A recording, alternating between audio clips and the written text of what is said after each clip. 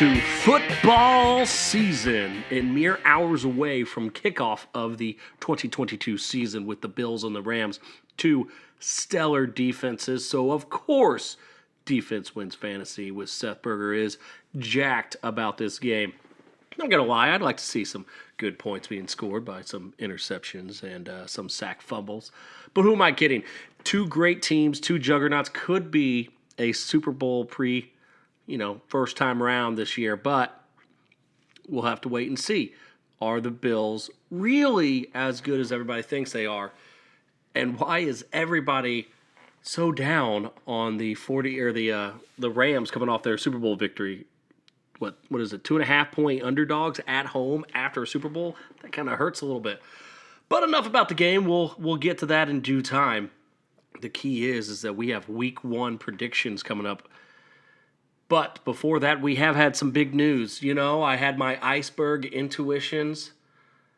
Clearly, my Magic 8 Ball was lying to me because literally days after I predicted Blake Martinez to lead the NFL in tackles, he was cut by the New York Giants. Listen, when you sign some bad contracts, Kenny Golladay, you're going to have some issues. So he got cut because he had a $30 million contract. But what it means is, hey, last year they had defense without him. Tay Crowder had 130 tackles after week 2, essentially. Go ahead and make sure he's on your roster. He's going to be a solid asset to have. But what it even interests me even more in is the guy that took Blake Martinez's job, Austin Colatro. He has had, I guess, a stellar camp to the point where he is now starting in this defense next to Tay Crowder. So he's a guy that really, really interests me. He could be a guy that you're grabbing before his massive breakout. All of the reasons why I thought Blake Martinez was going to lead the NFL in tackles are still there. The opportunity is what matters. Sure, skill is very important, but when it comes to defense, you got to be on the field to get the points. These two guys are going to be on the field. So if I had to pick one, if I have some pretty, I need a solid, stalwart linebacker, I'd go with Crowder. If I'm swinging for the fences, because maybe I have some pretty good guys, but I could, if somebody just, ascends to the very, very top, Austin might be your guy. But either way, they definitely, at this point, deserve some pickup. Another news, Nakobe Dean, second string to start the season. So what does that mean? First off, don't panic. I said this was going to happen. He's going to work his way into the starting lineup back half the year. Probably going to be great. As I said, 2022 is not the year of Nakobe Dean. That's going to be 2023. But TJ Edwards definitely gets a bump up. He is the starting linebacker for right now. And I would even, safe to say, go ahead and grab him and feel like sliding him into your lineup. I would. That being said, we're going to go right into it. I mean, we need to get up and going so we can get all these starts in. Defensive back-wise, listen, it's week 1. We're just going to talk about, you've drafted the guys. You picked them up. Don't overthink it. It's the don't overthink it, start them guys. You have your studs, your Derwin James, your Jeremy Chins, your Harrison Smith, Antoine Winfield, those kinds of guys. It's week 1. No question about it. Put them in your lineup.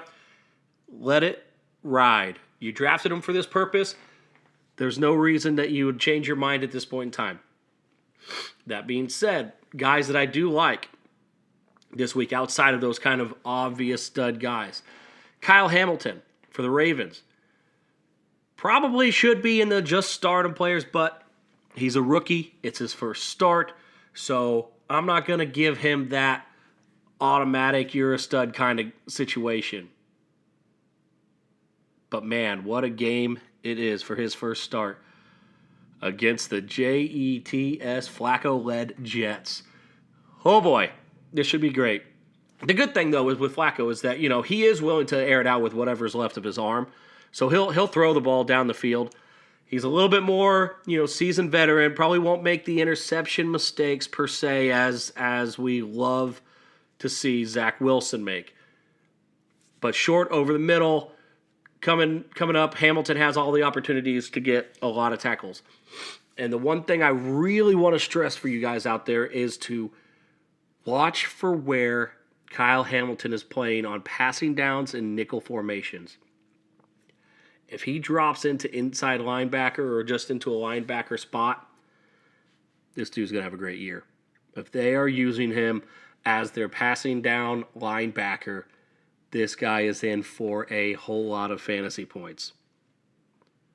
So keep an eye on that. I think he's going to have a good week, but I'm more focused on how they decide to use him when we finally get to see him on the field for a full game.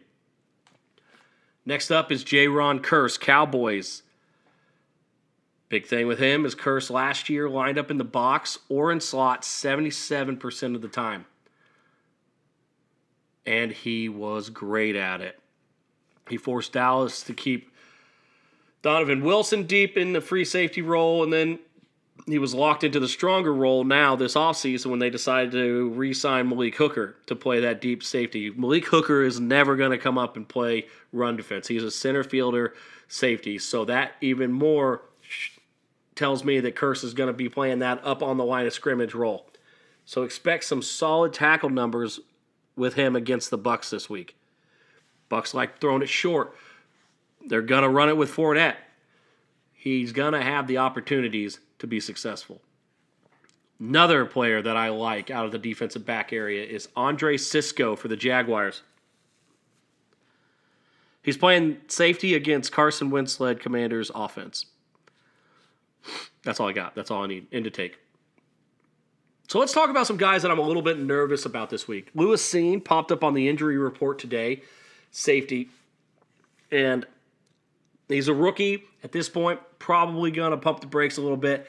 Let's put somebody else in there and we'll just see, because I just, one, you got a little bit of a tweak of an injury. Two, you're a rookie, so their opportunities might be a little bit more limited.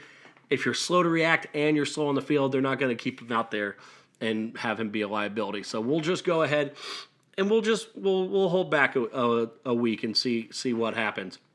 If he plays great, solid pick for the future. You got that going for you next week over week. But it's week one. Let's be a little bit cautious with some of these rookies. And when it comes to defensive backs, pretty much all cornerbacks make me nervous. Will I play some of them? Yes, but I kind of like that. I like that a little bit more consistency than the boom bust of if I'm getting a pick or a pick six situation. But there is a time and place for cornerbacks. Week one is not my cup of tea of where I'm going to have them at. Now let's move on to linebackers. The don't overthink it stardoms. Roquan Smith, Bears. Off-season drama about having a contract dispute, going to sit out. Well, drama be damned. This guy's going to be on the field and play. So play that man in your fantasy. In Chicago, pay that man. You have nothing else on your team. Don't take the one hope that the Chicago Bears fans have left in Roquan Smith. Please. Jordan Brooks, my expectations, he'll end his LB1 this week, barring any crazy pick six, sack fumble, absolutely bizarre, weird plays that happen. And then Devin White, CJ Mosley, Devondre Campbell, all our auto starts, all those kinds of guys. Just don't overthink it. Just put them in the lineup. Guys I like. Part of this is talking about what we talked about earlier. TJ Edwards, due to the news I spoke about with Nakobe Dean. Eagles linebackers score points. So if TJ Edwards is on the field, he's going to score points. Tate Crowder for the Giants. Same thing. Did it last year, 130 tackles after the first two games of the season. With Martinez gone, play him. Not as confident as playing Austin Colatro at this point. I'd pick him up, keep him on my bench. Let's see what happens. But I would play I would play Tate Crowder due to the Martinez news. And let's go back to the Martinez news for a little bit. He got cut, yes. But if I have him on my team, I'm holding on to him for right now. The guy is very talented, and he was only cut because of the cost of his contract. It wasn't because of his play. It wasn't because he didn't come back healthy. It wasn't because of any of that. So I'd hang on to him for a week or two, because it was so late and everybody had their 53-man rosters already set up.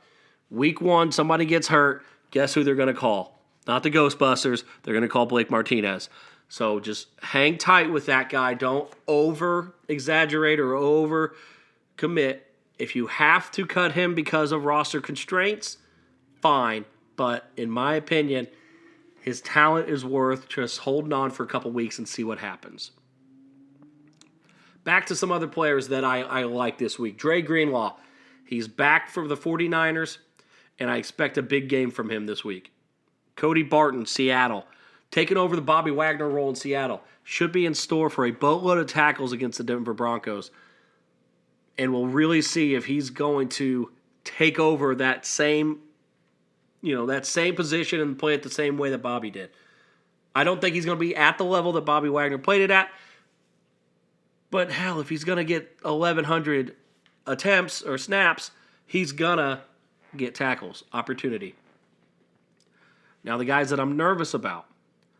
Talked about this guy on the offseason, Patrick Queen. This matchup with the Jets will probably be fine for him.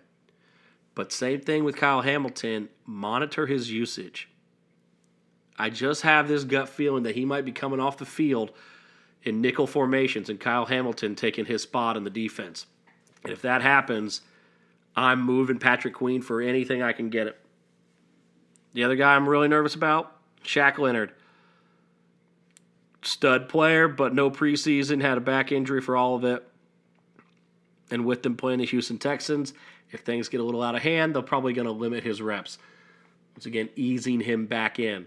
He wasn't cleared by a doctor to participate in football as of a week ago. So just know that there could be a cap on his upside. And finally, let's get to the defensive linemen.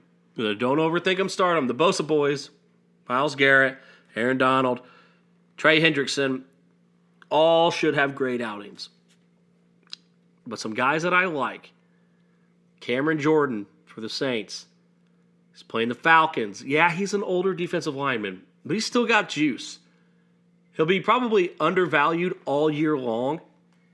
He does need to be more consistent than he was last year, but he was a man on fire at the end of the year. I expect him to come out of the gate against a weak Falcons team, just hot and heavy, probably getting a sack, at least getting 5 tackles. Next one, Joe Tryon for the Bucs. He had a really strong rookie year, and let's see how bad that Cowboys line really is after the injuries that they've had. But I expect Joe Tryon to be really, really strong this year, and we'll see it right out of the gate. And finally, Matthew Judon for the Patriots. Listen, he's playing the Dolphins. The Dolphins try to fix their offensive line this offseason. Heard that before? Probably every year for the last 10 years. Judon will get off the edge, and he'll get to the quarterback maybe 1 or 2 at times. Guys that I'm nervous about. Chandler Jones for the Raiders. The Chargers line is really pretty solid. They've been steadily improving over the past few years. And I'm just not sure that Chandler has as much left in the tank as the Raiders think that he has left in the tank. Just doesn't feel like that was a great contract. Shocking, I know, that the Raiders made a poor choice. But we'll see how it plays out.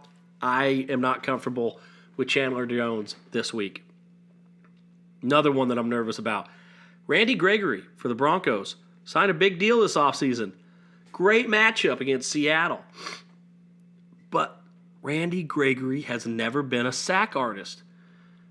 And he sure ain't starting now. It's not going to be one of those come to Jesus times where he comes to a new team and all of a sudden he's this guy that was not being used properly in Dallas.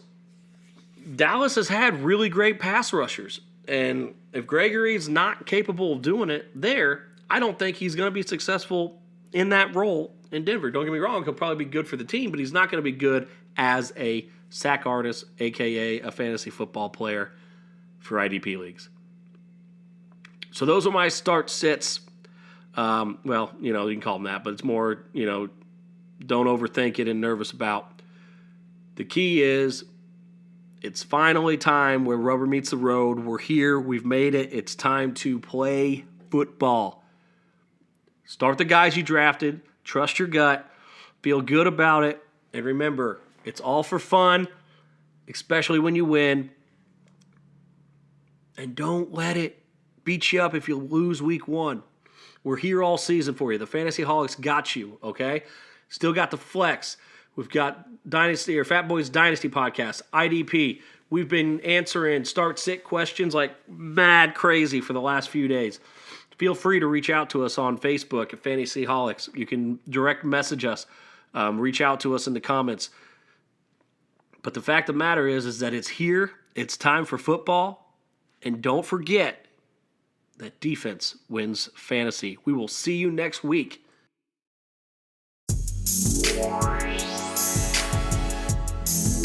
This podcast has been presented by the Fantasy Holics Podcast Network.